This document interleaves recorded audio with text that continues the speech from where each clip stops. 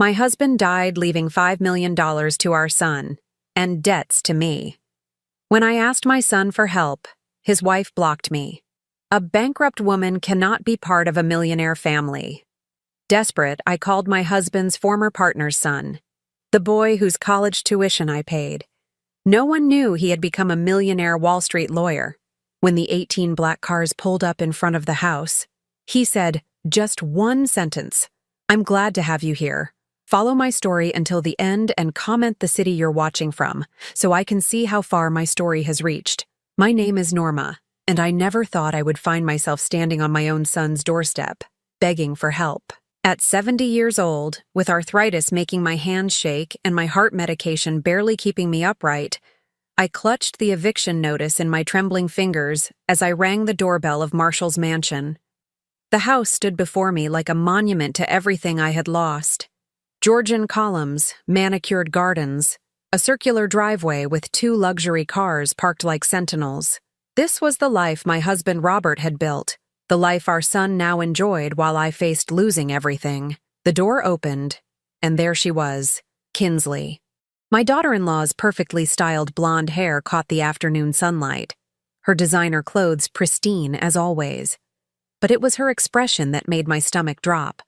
That look of barely concealed disgust, as if I were something unpleasant she had found on the bottom of her shoe. "Norma." Her voice was flat, emotionless. "What are you doing here?" "I need to speak with Marshall," I said, trying to keep my voice steady. "It's important." She crossed her arms, her diamond bracelet catching the light. The same bracelet I had helped Robert pick out for her last Christmas. "He's busy. Please, Kinsley, I just need a few minutes." I held up the notice with shaking hands. "I'm going to lose the apartment, the medical bills from Robert's treatment. They're demanding payment and I—" "Stop right there." Her voice cut through my explanation like a blade. "Let me make something very clear to you, Norma. Bankrupts can't be here." The words hit me like a physical blow. I actually took a step backward, nearly stumbling on the pristine marble steps. "Excuse me?"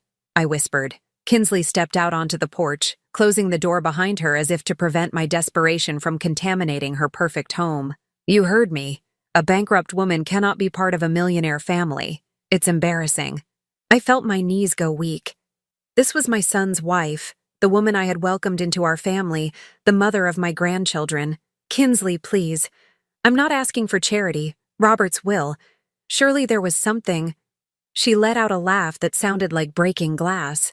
"Oh, there was something all right. Debts. Lots and lots of debts. Medical bills, business loans, credit card payments.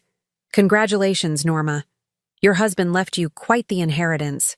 My mouth went dry. "But Marshall inherited $5 million, yes, because Marshall is Robert's son, and he deserves to carry on the family legacy without being dragged down by financial irresponsibility." Financial irresponsibility? I could barely get the words out. I worked 2 jobs to help Robert build his business.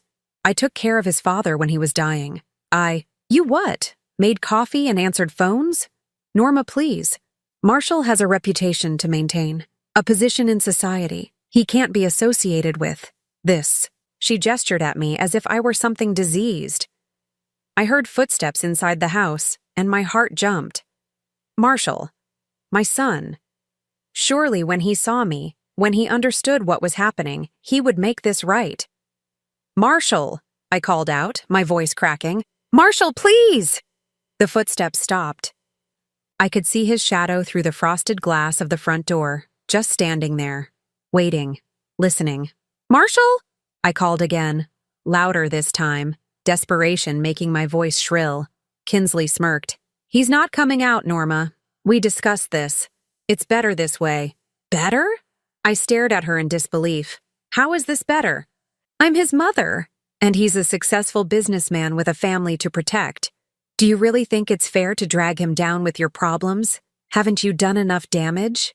The cruelty in her voice was breathtaking, but it was the silence from inside the house that truly broke my heart. My son, the little boy I had carried for 9 months, nursed through every illness, celebrated every achievement with, was standing just feet away, and he was letting this happen. I don't understand, I whispered, more to myself than to her. The will reading. The lawyer said Robert had arranged everything, that there would be provisions. Kinsley's smile was sharp as a knife. Oh, there were provisions, all right. Very specific ones. Robert was quite thorough about distinguishing between his successful heirs and his liabilities. I felt something inside me crumble. Liabilities. That's what my husband of 42 years had considered me in the end. A liability. The apartment rent is $3,000 a month, I said quietly. One last desperate attempt. I have Medicare, but it doesn't cover everything. The cancer treatment, the medications. I just need help until I can figure something out. Figure something out? Kinsley laughed again. Norma, you're 70 years old. What exactly are you going to figure out? No, I think it's time you accepted reality. Some people are destined for success, and some people are destined to be burdens. It's not personal. It's just life. She reached into her purse and pulled out a crisp $20 bill. Here, buy yourself a nice meal on the way home. Consider it a farewell gift. I stared at the money she held out to me like I was a beggar on the street corner. $20 for 40 years of devotion to this family, for raising the son who now wouldn't even face me, for the nights I spent holding Robert's hand as chemotherapy ravaged his body. Keep it, I said quietly. Suit yourself. She tucked the bill back into her purse. But Norma? Don't come back here. Marshall has moved on, and it's time you did the same. Find a nice little subsidized housing unit somewhere. Make friends with the other unfortunates. Build a life that matches your circumstances. I turned to leave, my legs unsteady, my heart pounding so hard I thought it might give out right there on their perfectly manicured lawn. But as I reached the edge of the driveway, I heard the front door open again. For a moment, hope fluttered in my chest. Marshall. Finally. But it was just Kinsley's voice, calling out one last cruelty. Oh, and Norma? Don't try to contact the grandchildren. I won't have them exposed to this kind of instability. It wouldn't be fair to them. The door slammed shut with a finality that echoed in my bones. I made it to my old Honda before the tears came. 42 years of marriage, 35 years of motherhood, and this is how it ended. Sitting in a rusted car in front of my son's mansion, sobbing like a child while my arthritic hands fumbled with the keys. As I drove away, I caught a glimpse of movement in an upstairs window. Marshall, watching from behind the curtains as his mother disappeared from his life forever, or so he thought. The eviction notice arrived exactly 7 days after my visit to Marshall's house. 7 days of hoping the phone would ring, that my son would come to his senses and remember the mother who had sacrificed everything for him. 7 days of checking my mailbox for some sign that Robert had left me more than crushing debt and humiliation. Instead, I got a certified letter that gave me 30 days to vacate the only home I had left. I sat at my tiny kitchen table, the paper trembling in my hands as I read it for the 4th time. Failure to remit payment in the amount of $9,000. 3 months' rent. I had been living on my small Social Security check and the meager savings Robert left me, but between the medical bills that kept arriving and the basic cost of staying alive, every penny had already been spoken for. My phone rang, and for a moment my heart leaped. Maybe. Mrs. Holloway? This is Jennifer from Med Bill Services. I'm calling about your outstanding balance of $14,600 for your husband's oncology treatments. I closed my eyes. I told you already. I'm waiting for the estate to settle. There should be insurance. Ma'am, we've been very patient, but it's been 4 months since Mr. Holloway's passing. We need to arrange a payment plan immediately, or we'll have no choice but to pursue collection. After she hung up, I sat in the silence of my cramped apartment, surrounded by the life Robert and I had built together. 42 years reduced to a 1-bedroom rental that smelled like the Indian restaurant downstairs. The wedding china we'd saved for special occasions sat in a box in the corner. I'd had to sell the dining room set to pay for Robert's medications. I found myself thinking about the early days, when Marshall was small and money was tight, but we were happy. I had worked as a receptionist at Robert's fledgling construction company while he built his reputation one small job at a time. Evenings, after Marshall was asleep, I would help Robert with the books, preparing invoices and tracking expenses on our kitchen table while he planned the next day's work. Those were good times. We had dreams then. Robert would talk about the empire he was going to build, the legacy he would leave for Marshall. I would listen and believe, because I loved him and because I could see the fire in his eyes when he talked about the future, and I had helped make that future happen. When Robert landed his first big commercial contract, I was the one who convinced the bank to extend our credit line. When he needed to buy expensive equipment, I was the one who suggested we mortgage the house. When his business partner Lance died suddenly, leaving behind a teenage son named Damien, I was the one who insisted we pay for the boy's college education. It's what Lance would have done for Marshall, I had told Robert. Besides, Damien's brilliant. He'll make something of himself. Robert had agreed, though I could see the reluctance in his face. $30,000 for Damien's tuition was money we could barely spare, but it was the right thing to do. Lance had been more than Robert's business partner. He had been his best friend, the brother Robert never had.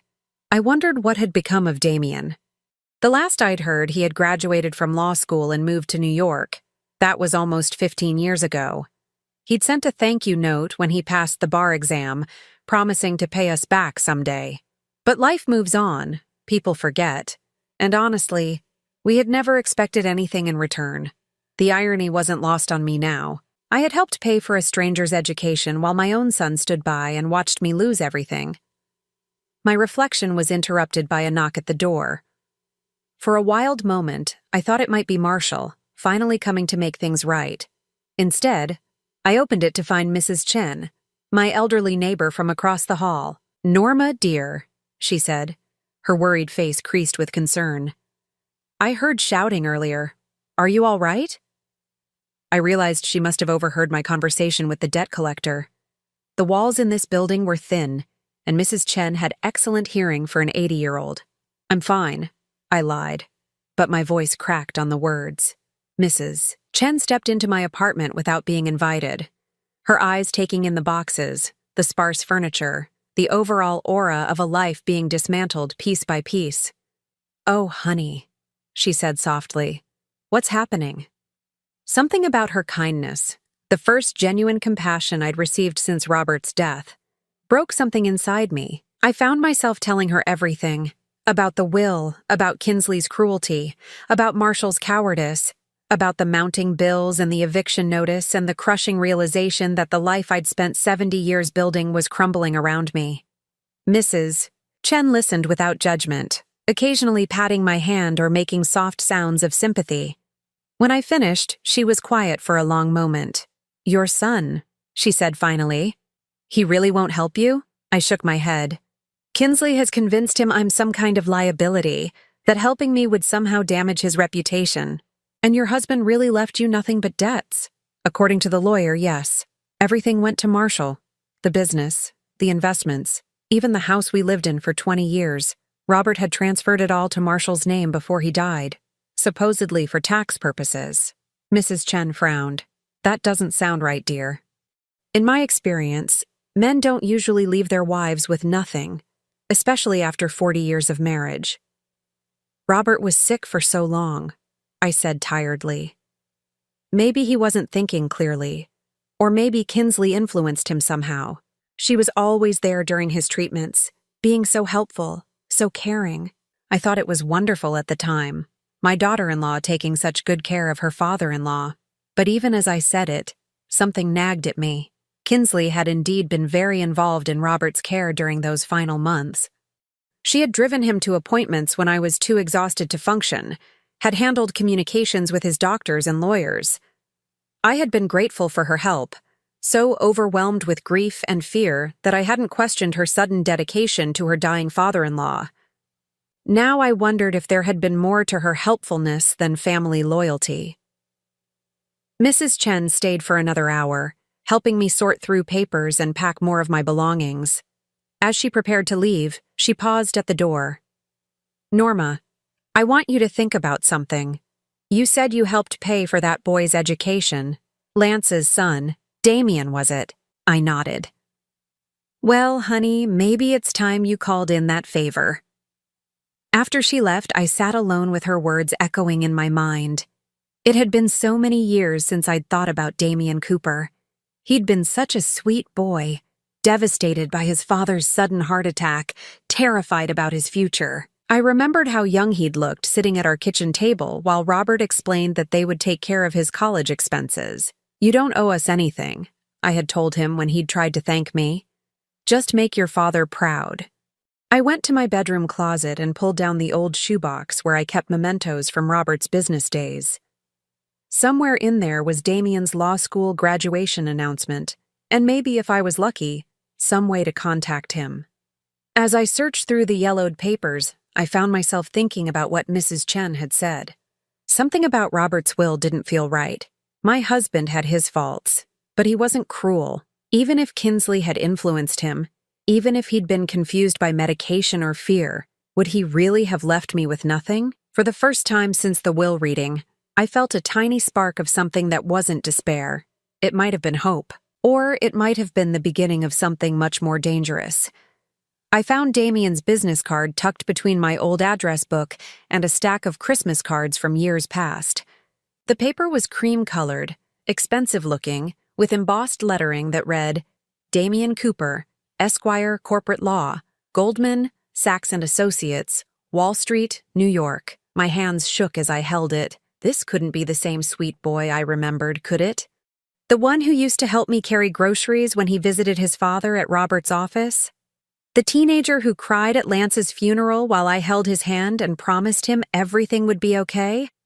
I had found the card 3 days ago, but it took me until now, sitting in my nearly empty apartment with another collection call still ringing in my ears, to work up the courage to dial the number. The phone rang once, twice.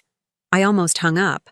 Cooper Law Offices, this is Amanda speaking. How may I direct your call? My voice came out as a croak. I cleared my throat and tried again. I'm looking for Damien Cooper. My name is Norma Holloway. May I ask what this is regarding? It's personal. I'm an old family friend. Please hold while I check Mr. Cooper's availability. The wait felt endless. Soft classical music played while I rehearsed what I would say. How do you tell someone you helped raise that you're now destitute?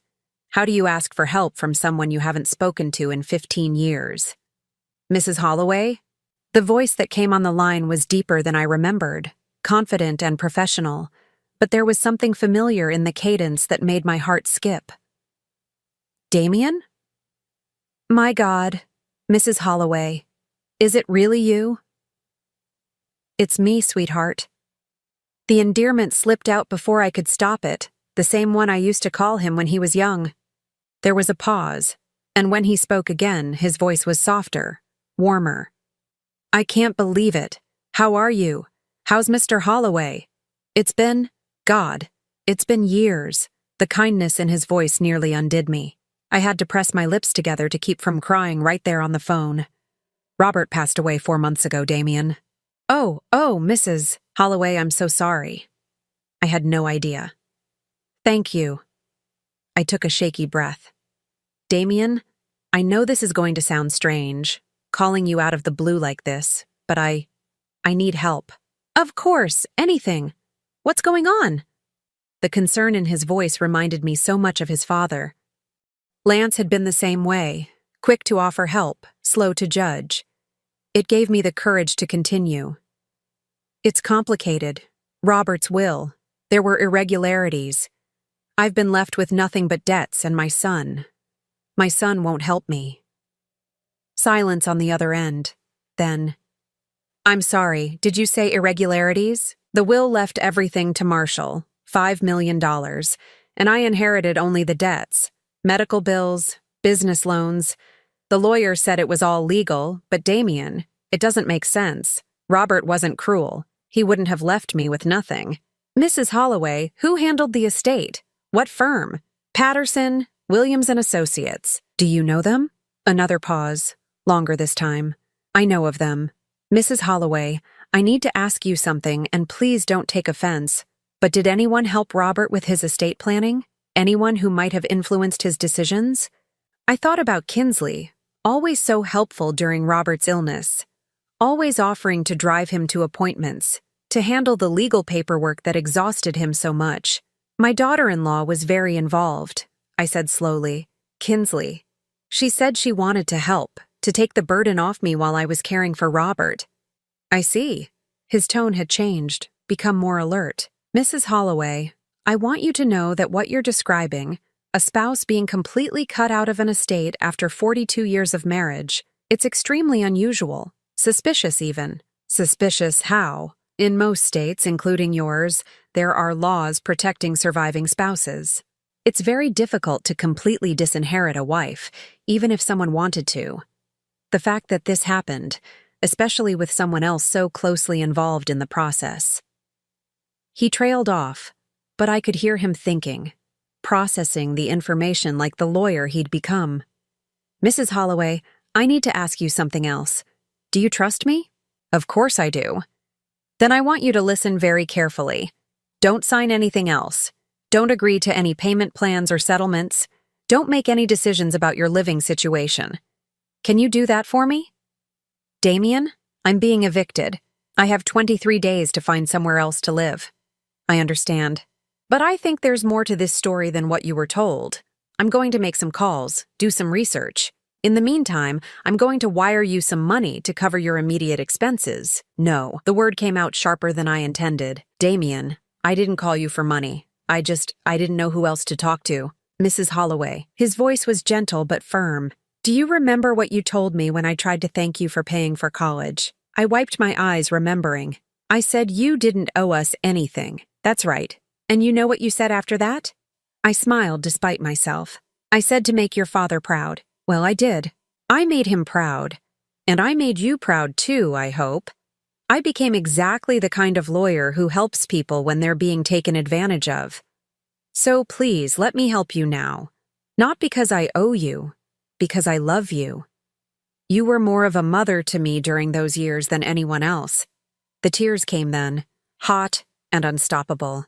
For the first time since Robert died, someone was treating me like I mattered, like I deserved help, like I was worth something. Damien, I managed through my sobs. There's something else. About the will. The lawyer, Mr. Patterson. He seemed nervous. He kept looking at my daughter-in-law during the reading, like he was waiting for her approval or something. Interesting. I could hear papers rustling on his end. Mrs. Holloway, I'm going to need you to gather every document you have related to Robert's death and the estate. Medical records, legal documents, anything Kinsley might have signed on Robert's behalf. Can you do that? Yes, good. I'm also going to need the exact dates of when Robert signed his will and any amendments. If Kinsley was as involved as you say, there should be a paper trail. Damien, what are you thinking? I'm thinking that maybe your husband didn't betray you after all. I'm thinking someone else did. The possibility hit me like electricity. Could it be true? Could Robert have been manipulated, coerced somehow into signing documents that went against his true wishes? It seemed impossible, but then again, so had Marshall's abandonment. Mrs. Holloway, I need you to do one more thing for me. I need you to stay strong. Can you do that? I'll try. No, not try. Do. Because if I'm right about this, if someone manipulated a dying man and stole your inheritance, then we're going to make sure they pay for it. All of them.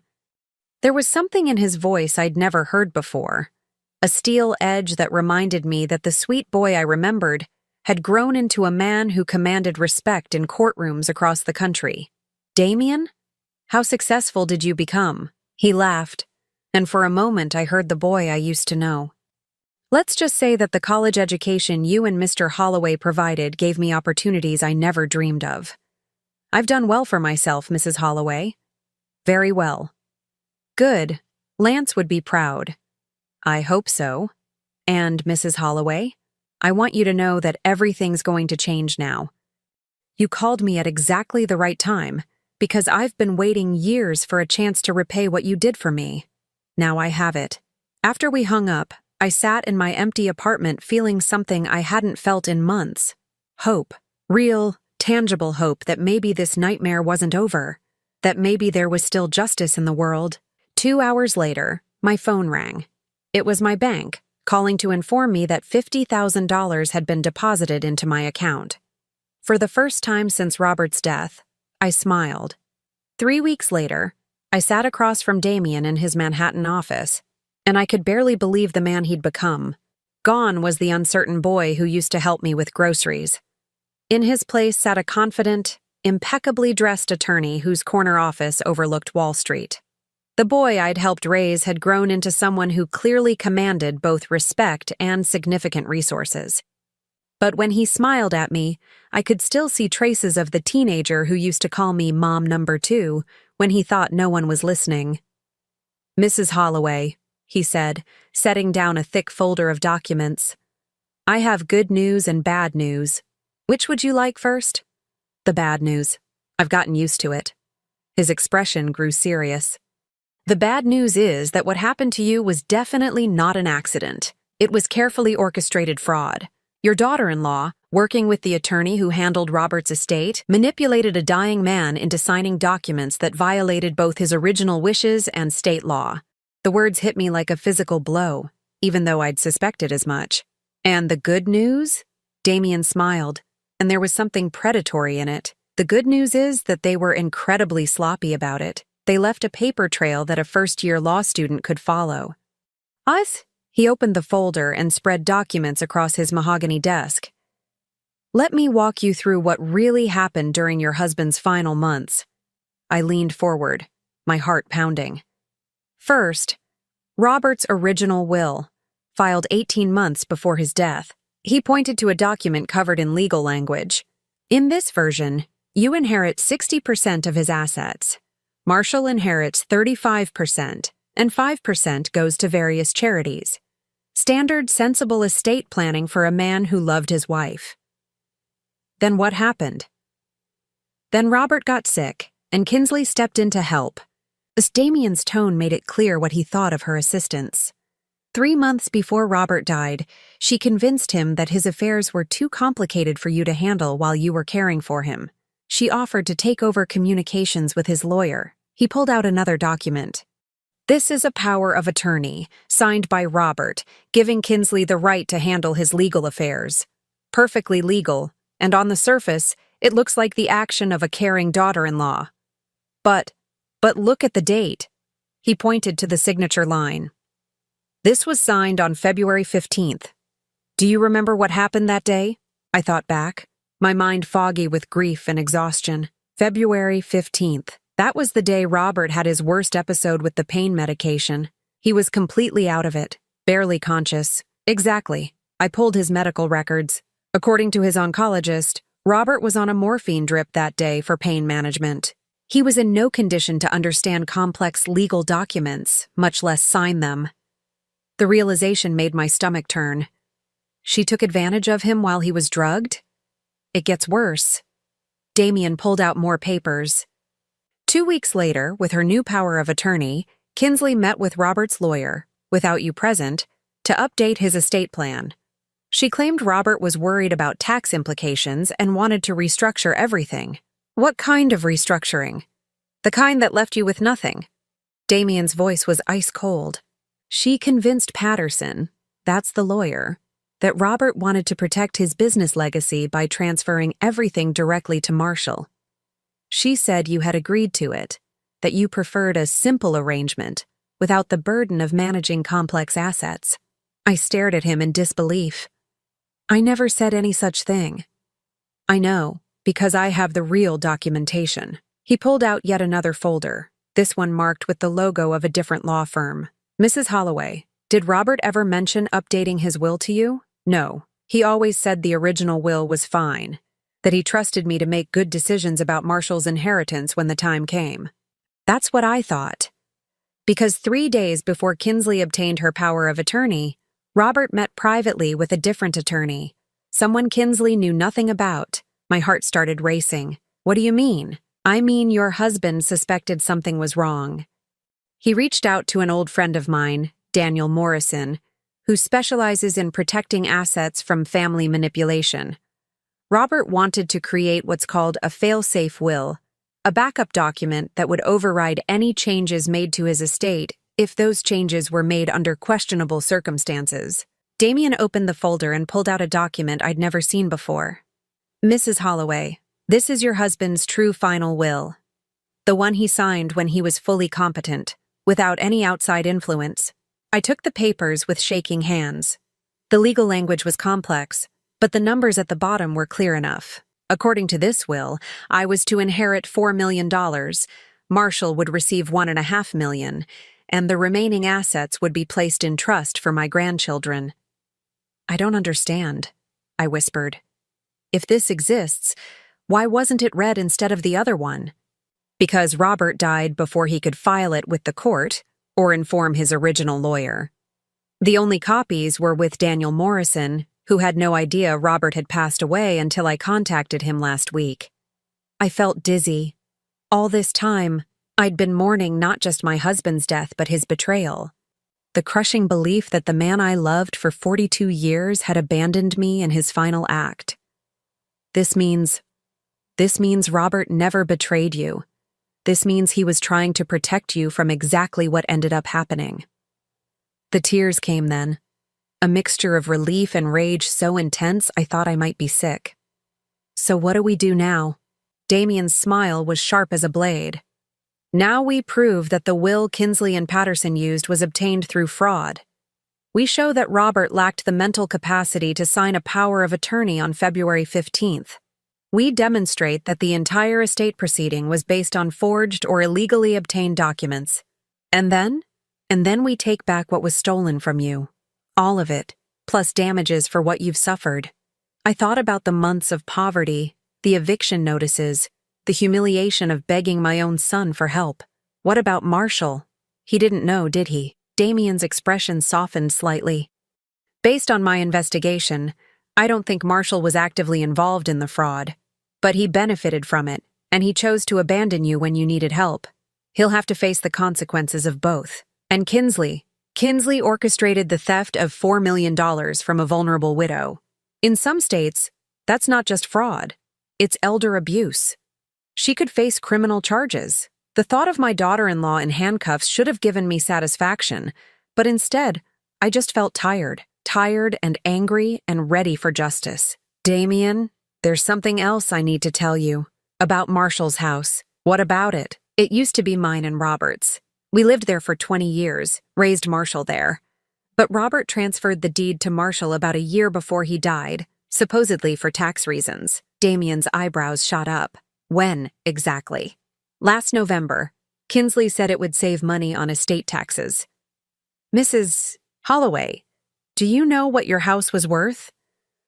Robert always said it was worth about $800,000. Try $1.2 million. And transferring it wasn't about taxes. It was about hiding assets from you. Damien made notes on a legal pad. This keeps getting better and better. Better? For our case. Every asset they moved, every document they forged, every lie they told, it's all evidence. Mrs. Holloway, when we're done with this, you're not just going to get your inheritance back. You're going to get justice. He leaned back in his leather chair, studying me carefully. I need to prepare you for something, though. When we move against them, and we will move against them, it's going to be dramatic, public. Your son is going to learn some very uncomfortable truths about his wife. Your family is going to be forced to confront what they did to you. I understand. Do you? Because once we start this, there's no going back. Marshall might never forgive you for destroying his marriage, even if Kinsley deserves it. I thought about my son, standing silently behind his front door while his wife humiliated me on his doorstep. About the grandchildren I'd been forbidden to see. About the months of struggling to survive while he enjoyed the fruits of money stolen from me. Damien, I said quietly.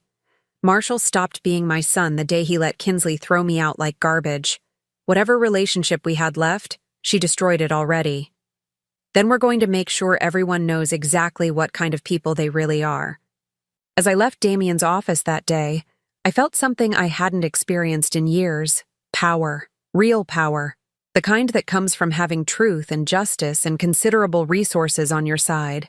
Kinsley thought she was so clever, manipulating a dying man and discarding his widow.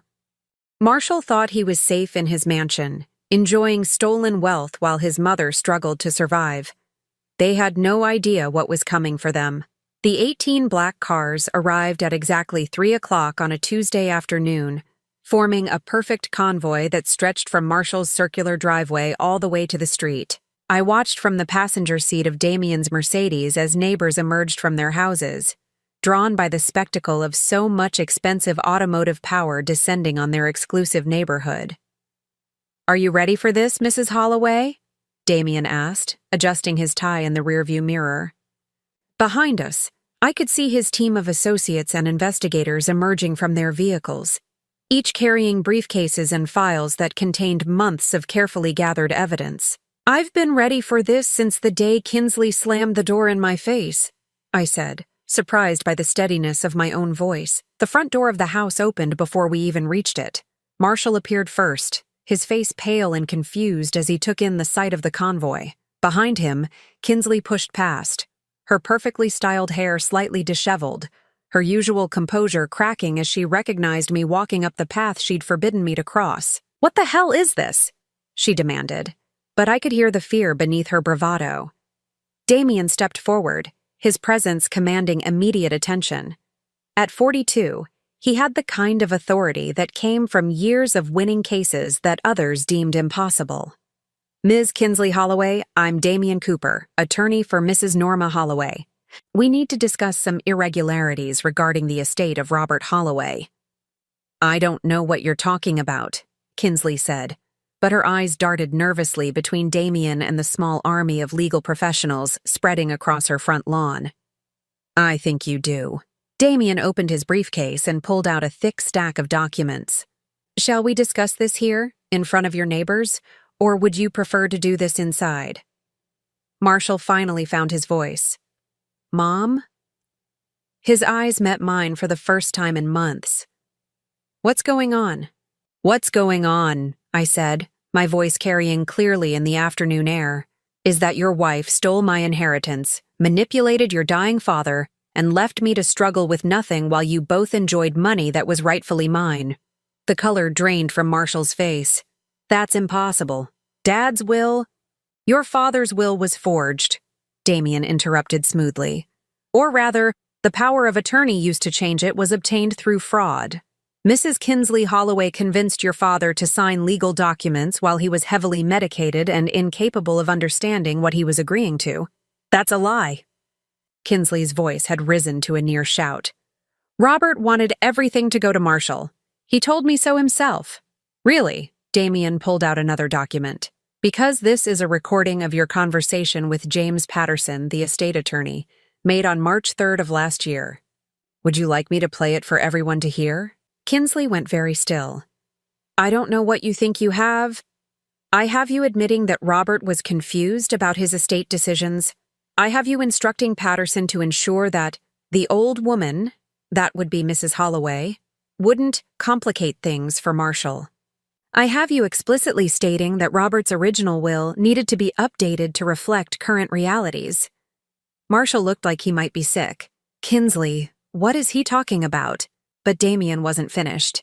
"I also have medical records showing that Robert Holloway was on a morphine drip the day he supposedly signed the power of attorney. I have testimony from 2 nurses who state that he was semi-conscious at best during that entire week. You can't prove any of this," Kinsley said, but her voice lacked conviction. "Actually, I can." Damien gestured to one of his associates, who stepped forward with another file. "I have Robert's real final will, signed 3 days before your fraudulent power of attorney, witnessed by 2 attorneys and notarized.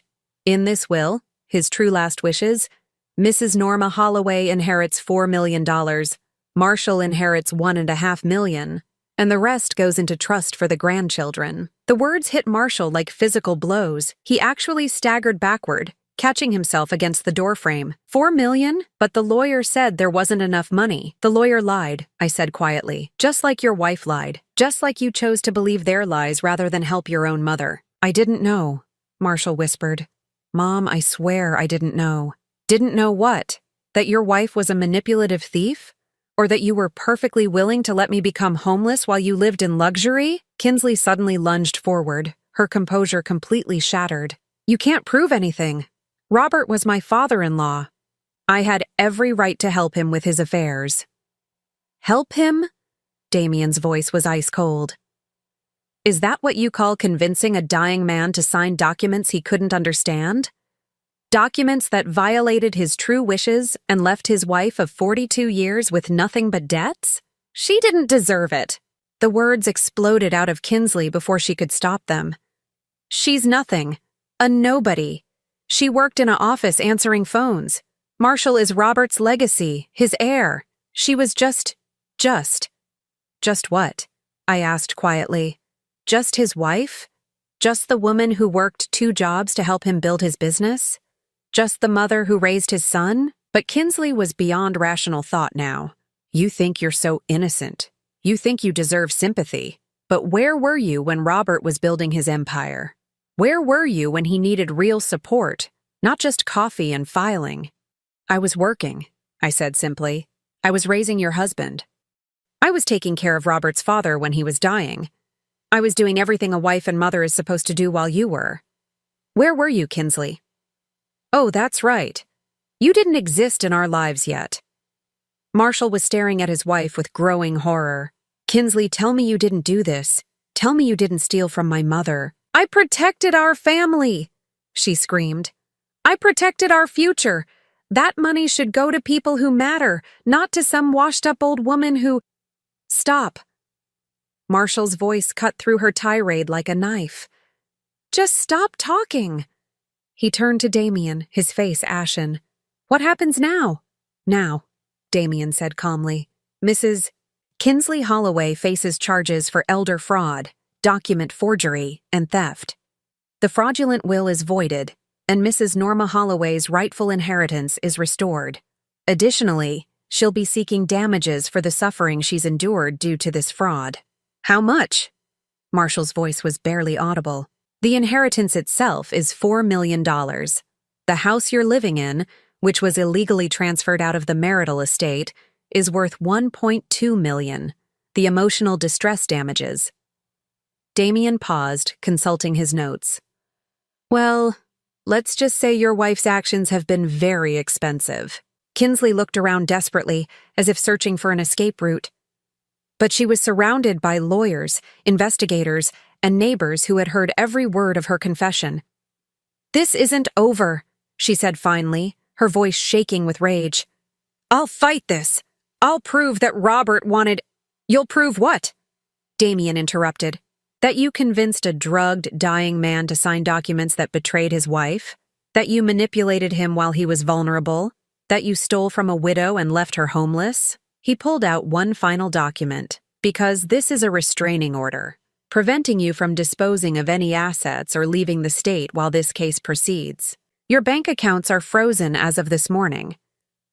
The blood drained from Kinsley's face. You can't do that. I already did. Damien's smile was predatory. You see, Kinsley, you made one crucial mistake. You thought Mrs. Holloway was powerless. You thought she had no one to fight for her. You forgot that sometimes the people you dismiss as worthless turn out to have very powerful friends. He gestured to the convoy of cars, to the team of lawyers and investigators, to the very obvious display of legal and financial resources arrayed against her. Mrs. Norma Holloway didn't just help pay for my college education. She gave me a home when I had nowhere else to go. She showed me what family really means. And I've spent the last 15 years building the kind of practice that specializes in destroying people like you. The silence that followed was deafening. Even the neighbors who had gathered to watch the spectacle seemed frozen, stunned by the magnitude of what they'd witnessed. Finally, Marshall spoke. Mom, he said quietly, I'm sorry. I'm so sorry. I looked at my son, really looked at him, for the first time in months. I could see the boy I'd raised struggling with the man he'd become, the shame and guilt warring with relief that the truth was finally out. I know you are, I said. but sorry isn't enough. Not anymore. Because while part of me felt vindicated, another part of me realized that this victory came at a terrible cost. I had gotten justice, but I had lost my family in the process. Marshall would never forgive himself for what he'd allowed to happen. And Kinsley. Well, Kinsley would never forgive any of us for destroying the life she'd built on lies. As Damien's team began serving legal papers and Kinsley was led away for questioning, I found myself wondering if winning felt as good as I'd thought it would. 6 months later, I stood in the kitchen of my new home, a modest but comfortable house that I'd bought with my restored inheritance, watching the sunrise paint the sky in shades of gold and pink. For the first time in over a year, I wasn't worried about money or eviction notices or medical bills. More importantly, for the first time in my adult life, I wasn't responsible for anyone but myself. The legal proceedings had concluded 3 weeks ago. Kinsley pled guilty to elder fraud and document forgery in exchange for a reduced sentence of 18 months in prison and full restitution. James Patterson, the estate attorney, lost his license and faced his own criminal charges for his role in the scheme. The house I'd lived in for 20 years was returned to me, though I chose to sell it rather than live with those memories. Marshall kept the $1.5 million that his father had actually intended for him, a substantial inheritance, though far less than the $5 million he'd enjoyed for those months. He'd used most of it to pay my legal fees and the damages the court had awarded me for emotional distress. It seemed fitting somehow. The sound of a car in my driveway interrupted my morning coffee. Through the window, I saw Marshall getting out of his sedan, moving slowly like a man who had aged years in just a few months. He'd been calling regularly since the trial ended, asking to visit, asking to talk. Today was the first time I'd said yes. I opened the door before he could knock. "Hi, Mom," he said quietly. "Thank you for agreeing to see me."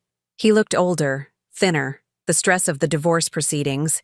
Kinsley had tried to take half of his remaining assets before fleeing to her mother's house in Arizona, had taken its toll. But there was something different in his eyes. Something that reminded me of the boy he used to be before Kinsley shaped him into someone I didn't recognize. "Come in," I said, stepping aside. "Coffee's fresh." We sat at my kitchen table in uncomfortable silence for several minutes. Marshall stared into his cup as if it might provide answers to questions he didn't know how to ask. "The house looks good," he said finally. "Peaceful." "It is." I studied his face, looking for signs of the man who had let his wife humiliate me, who had stood silently while I begged for help. "How are the children?" His face crumpled slightly. "They're confused. They don't understand why Mommy had to go away, why we had to move out of the big house. Emma keeps asking when she can see Grandma Norma again." The mention of my granddaughter, the little girl I'd been forbidden to see for so many months, sent a sharp pain through my chest. But I kept my expression neutral. "And how are you handling that?" I tell them the truth, in terms they can understand. That Mommy made some very bad choices and hurt people she should have protected. That actions have consequences. He looked up at me, his eyes red-rimmed.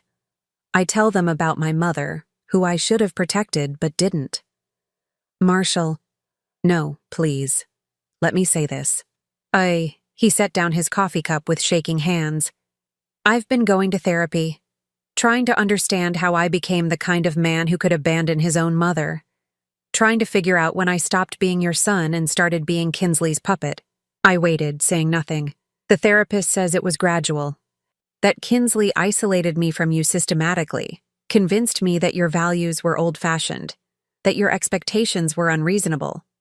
She made me believe that successful people like us, had different obligations than regular families. And you believed her. I wanted to believe her. The admission came out like a confession. Because it was easier than admitting that I was becoming someone Dad wouldn't recognize. Someone you didn't raise."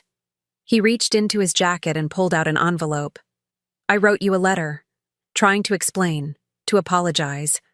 But every time I read it, it sounds like excuses. Maybe that's because they are excuses."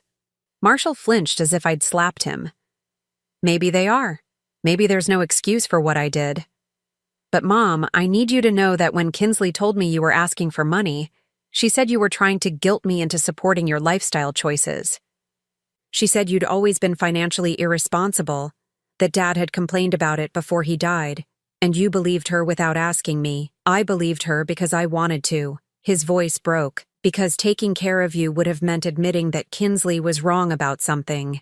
And I couldn't do that, because my whole life was built on believing she was always right. I sipped my coffee, letting the silence stretch between us. Part of me wanted to comfort him, to tell him it was okay, that I forgave him. But the larger part of me, the part that had spent months wondering if my own son cared whether I lived or died, wasn't ready for that. What do you want from me, Marshall? I want to earn back the right to be your son. And how do you plan to do that? I don't know. The honesty in his admissions surprised me. I've destroyed my children's stability, lost most of my inheritance, and discovered that the woman I married is a criminal who is using me to steal from my own mother. I don't even know who I am anymore, much less how to fix what I've broken. For the first time since he'd arrived, I felt a flicker of something like sympathy. The children. How are they really? They're resilient. Kids always are. Emma talks about you all the time, asks when we can visit Grandma's new house. Jake is younger, but he remembers your voice, asks for Grandma's stories at bedtime. My throat tightened. I'd missed so much of their lives already. I was thinking, Marshall continued carefully, maybe you'd like to see them sometime, when you're ready. If you're ready. Without Kinsley around to forbid it? Kinsley has no say in anything anymore. The divorce is final next month and I have full custody. He paused, seeming to gather himself. She showed her true colors during the proceedings. Even her own lawyer was disgusted by some of the things she tried to do. I thought about my grandchildren, about the years of their lives I'd already lost, about the relationships Kinsley had severed with her greed and manipulation. I'd like to see them, I said finally, but Marshall, I need you to understand something. What happened between us? It changed me. I'm not the same woman who used to worry about whether you approved of me, who used to sacrifice my own needs to keep peace in the family. I know. I'm not going to pretend that everything is fine just to make you feel better about what you did. I wouldn't want you to. And I'm not going to be anyone's emergency backup plan anymore.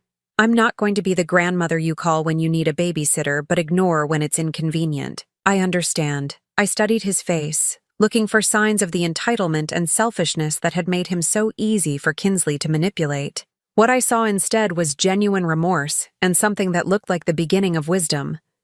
There's something else, he said quietly, about Dad. What about him? I found some of his old papers when I was cleaning out the house, personal things that weren't part of the estate. There were letters he wrote but never sent, including one to you. He pulled another envelope from his jacket, this one yellowed with age. He wrote it about a month before he died, I think. I think he knew what Kinsley was doing, but he was too weak to fight it. With trembling hands, I took the letter and opened it. Robert's familiar handwriting, shaky from illness but still recognizably his, covered 2 pages. The words blurred as I read them, but the meaning was clear. He had loved me until the end. He had been sorry for being too sick to protect me. He had trusted that Marshall would take care of me when he was gone. He had been wrong about our son, but he had never stopped loving me. He asked me to make sure you were taken care of, Marshall said softly. In the letter, he talks about how proud he was of the woman you'd become, how grateful he was for everything you'd sacrificed for our family. He said I was lucky to have you as a mother, and that he hoped I would be worthy of your love. I wiped my eyes, folding the letter carefully. Thank you for bringing this to me. I failed him, didn't I? Failed you both. Yes, I said simply. You did. Marshall nodded, accepting the judgment without argument. Can I ask you something, Mom? What? Do you think it's possible for someone to come back from something like this? To earn forgiveness? I thought about Damien, about the scared, grieving boy who had grown into a man of integrity and strength. I thought about the choices that define us, about the possibility of redemption, about the difference between being sorry and being changed. I think, I said carefully, that forgiveness isn't something you earn. It's something you receive as a gift, if and when the person you've wronged decides to give it. And do you think you'll ever be ready to give that gift? I looked at my son, really looked at him, and for the first time in months, I saw traces of the boy I'd raised. Not the man Kinsley had molded, but the child who used to bring me dandelions and call them flowers, who used to curl up next to me during thunderstorms, who used to tell me I was the best mom in the world. I think, I said slowly, that's going to depend on who you choose to be from now on. Marshall nodded, understanding that this was not absolution but possibility. Would it be okay if I brought the kids by this weekend, just for an hour or so? I smiled for the first time since he'd arrived. I'd like that. After he left, I sat on my porch swing, watching the sun climb higher into a cloudless sky. For the first time in my adult life, I had no one to take care of but myself. No husband to worry about, no son to enable, no family drama to manage. It was terrifying and liberating in equal measure. I thought about the woman I'd been before Robert got sick, always busy, always caring for someone else, always putting my own needs last. That woman was gone, buried alongside the illusions I'd held about family loyalty and unconditional love. In her place was someone harder but wiser. Someone who understood that love without boundaries is just enabling. Someone who knew that forgiveness without change is meaningless. Someone who had learned, finally, that the most important person to take care of was herself. The future stretched ahead of me, uncertain but full of possibility. Maybe Marshall would prove worthy of a second chance. Maybe he wouldn't. Maybe my grandchildren and I would build the relationship that Kinsley had tried to destroy. Maybe we wouldn't. But for the first time in my 70 years, those outcomes didn't depend on my willingness to sacrifice myself for others. They depended on other people proving they deserved a place in my life. And that, I realized as I rocked gently in the morning sun, was exactly as it should be. Now I'm curious about you who listened to my story. What would you do if you were in my place? Have you ever been through something similar? Comment below. And meanwhile, I'm leaving on the final screen 2 other stories that are channel favorites, and they will definitely surprise you. Thank you for watching until here.